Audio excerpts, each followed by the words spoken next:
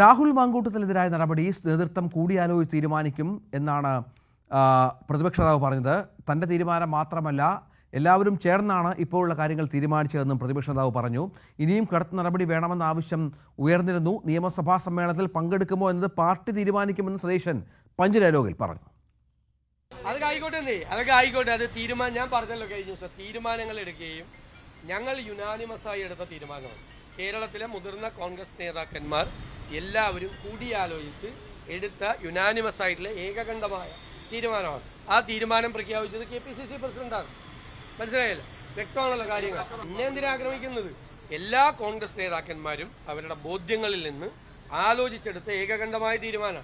ഇതിനേക്കാൾ കടുത്ത തീരുമാനം എടുക്കണമെന്നായിരുന്നു ഭൂരിപക്ഷ ആളുകളുടെ അഭിപ്രായം. പക്ഷേ ഞങ്ങൾ എല്ലാവരും കൂടി ആലോചിച്ചിട്ടാണ് സസ്പെൻഷൻ നടപടി തീരുമാനിച്ചത്. എല്ലാവരും കൂടി. ആ ചാപ്റ്റർ ക്ലോസ്ഡാണ്. ഞാൻ പറഞ്ഞല്ലോ, ആ ചാപ്റ്റർ ക്ലോസ്ഡാണ്. അതിൻ്റെ മീതെ ഇനി ചർച്ചയില്ല.